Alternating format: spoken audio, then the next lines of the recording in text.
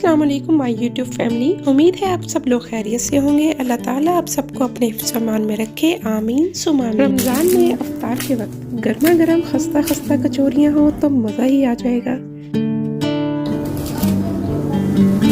इस रमज़ान इस रेसिपी को ट्राई ज़रूर कीजिएगा। ये बहुत ही क्रिस्पी और फ्लेकी बनने वाली है और इसकी फिलिंग बहुत ही लाजवाब, चटपटी और जायकेदार है। तो मज़ीद वक्त ज़ाया किए बगैर हम अपनी रेसिपी की तरफ बढ़ते हैं। सबसे पहले मैं इसकी फिलिंग तैयार करूंगी। इसके लिए हमें 3 से 4 छोटे साइज़ के प्याज चाहिए। अगर वेट के हिसाब से देखें तो ये 300 ग्राम तक के हैं और 3 से 4 ही हमें हरी मिर्चें चाहिए जिनका वेट तकरीबन 20 ग्राम तक का है। प्याज को चॉपर में डालने से पहले छोटा छोटा काट लें ताकि ईजिली चॉप हो सके।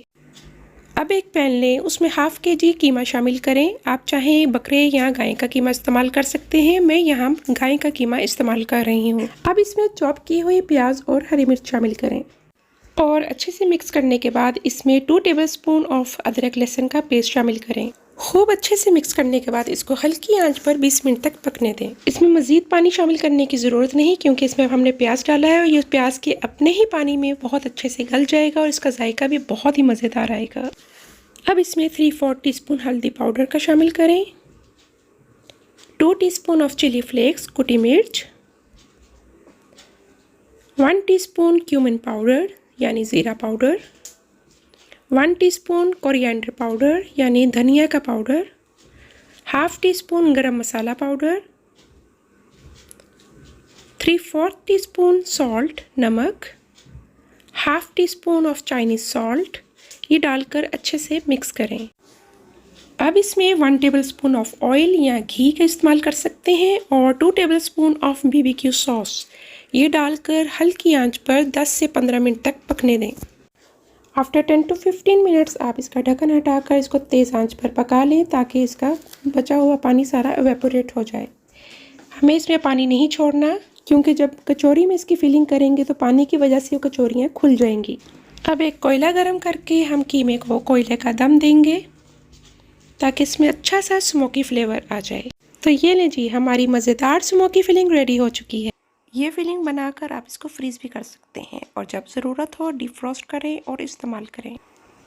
अब एक प्लेट में हाफ कप मेल्टेड घी लें, पिघला हुआ घी, उसमें half teaspoon of baking powder के शामिल करें और 3.5 टेबलस्पून ऑफ कॉर्नफ्लोर के शामिल करें। अब इसे खूब अच्छे से मिक्स करें और मिक्स करने के बाद 5 से 6 मिनट के लिए रेफ्रिजरेटर में ठंडा होने दें। अब 400 ग्राम मैदा लें, जो कप्स में देखा जाए तो 3.1/4 कप बनता है। अब इसमें 1 टीस्पून ऑफ सॉल्ट यानी नमक और 3 टेबलस्पून ऑफ घी शामिल करके हाथों की मदद से अच्छे से मिक्स करें। इसे अच्छे से मिक्स करने के बाद पानी थोड़ा थोड़ा शामिल करके आटे को अच्छे से गूंद लें। आटा बहुत ज़्यादा सख्त और बहुत ज़्यादा नरम नहीं होना चाहिए। आप लोगों की आसानी के लिए कि 400 ग्राम मैदे में कितना पानी इस्तेमाल होगा तो इसमें 1 कप तक पानी इस्तेमाल किया जा चुका है। अब हाफ टीस्पून ऑफ घी लगाकर इसको दोबारा से अच्छे से गूंद लें। 1 से 2 मिनट गूंदने के बाद इस पर 1 से 2 खाने के चम्मच तेल के लगाएं और किचन काउंटर पर ढककर 15 से 20 मिनट के लिए छोड़ दें। अब जो घोल हमने तैयार किया था उसे फ्रिज से निकालें और अच्छे से मिक्स कर लें और मिक्स करने के बाद ये देखें एक स्मूथ सी पेस्ट की शक्ल अख्तियार कर चुका है। अब आटे के छोटे छोटे पेड़े बना लें और हर पेड़े का वज़न तकरीबन 50 से 52 ग्राम तक का है। ये आप अपने अंदाजे से भी बना सकते हैं। आपको कचौरी छोटी चाहिए तो आप छोटे पेड़े लें, बड़ी चाहिए तो आप 60 से 62 ग्राम तक का भी पेड़ा ले सकते हैं। पेड़े बनाने के बाद इस पर 1 से 2 खाने के चम्मच तेल मज़ीद लगाएं और अच्छे से कवर कर लें। 5 से 10 मिनट गुजरने के बाद सारे पेड़ों को पतला पतला बेल कर रख लें। सब पेड़ों को बेलने के बाद हमने कॉर्नफ्लोर और घी का जो मिक्सचर तैयार किया था इसको इस पर अच्छे से लगाएं और फोल्ड कर लें। यहाँ से वीडियो को स्किप मत कीजिएगा क्योंकि कचौरी को फ्लैकी और क्रिस्पी बनाने का असल राज इसी में ही मौजूद है। बस अब आप घी और कॉर्नफ्लोर का मिक्सचर लगाकर इस स्टेप से सारे पेड़ों को तैयार कर लें। अब तमाम पेड़ों को 1 से 2 खाने के चम्मच तेल के साथ अच्छे से कवर कर लें और 15 से 20 मिनट तक का रेस्ट दें। 15 से 20 मिनट गुजर चुके हैं। अब एक पेड़ा लें, اس کو ہاتھ کی مدد سے ہلکا سا پریس کر لیں، بہت زیادہ پریس نہیں کرنا۔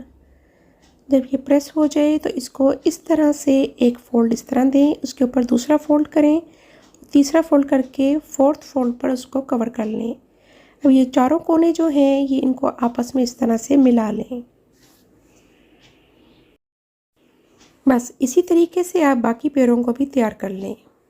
ایک بار پھر سے دیکھیں، ایک پیرا لیں، اس کو ہاتھوں کی مدد سے اچھے سے پھیلائیں، اس کے بعد ایک فولڈ دیں،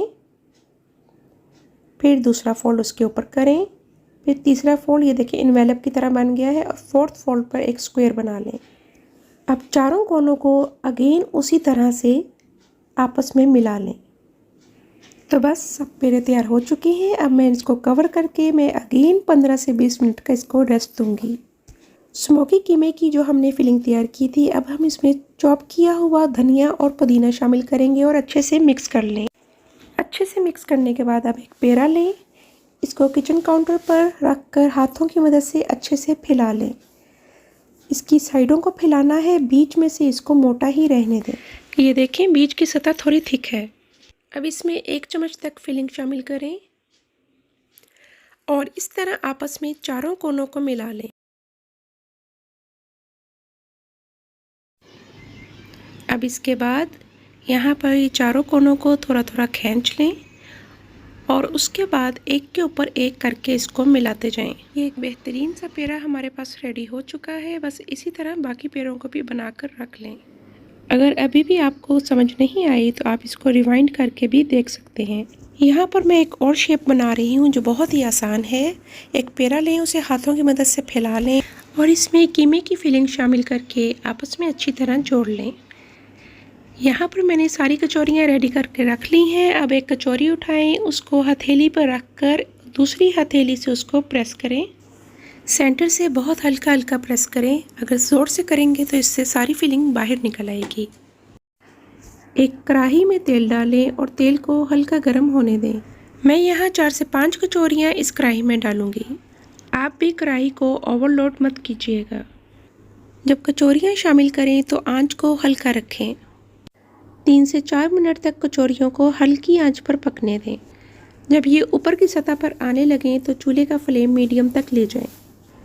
جب ایک سائڈ پر ہلکا کلر آ جائے تو اس کو پلٹ لیں۔ دونوں سائڈوں سے اچھے سے پکا لیں۔ یہ دیکھیں کتنا خوبصورت سا گولڈن براؤن کلر آ چکا ہے۔ کچوریاں نکالنے سے چند سیکنڈ پہلے آنچ کو تیز کر لیں۔ آنچ تیز کرنے کا مقصد یہ ہے کہ اس طرح کچوریاں تیل زیادہ ایبزارب نہیں کریں گی۔